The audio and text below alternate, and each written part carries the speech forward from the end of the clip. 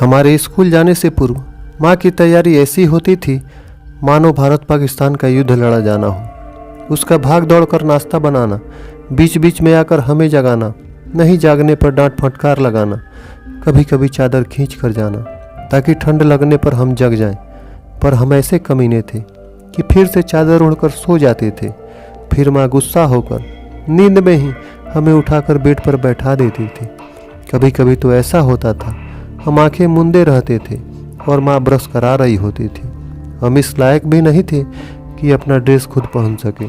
हम इस लायक भी नहीं थे कि अपना रूटीन खुद अरेंज कर सके। यह सारे काम माँ के जिम्मे था।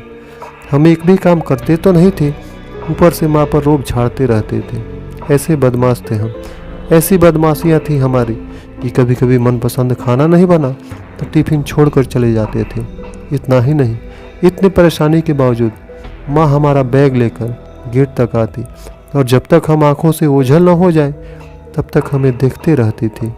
ऐसी थी माँ हमारी, जिसके पूरे दिन का शेड्यूल हमारे स्कूल टाइम के हिसाब से होता था।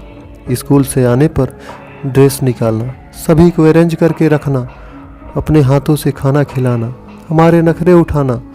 हद तो तब हो जाती थी जब हम स्कूल से आते ही खेलने लग जाते और माँ हमारे पीछे पीछे खाना का थाली लेकर घूमते रहती थी और जब तक हम खाना लें उसे सुकून नहीं आता था। ऐसी थी माँ हमारी, जिसके पूरे दिन का शेड्यूल हमारे स्कूल टाइम के हिसाब से होता था। क्या हमारे शेड्यूल में हमारी माँ शामिल है?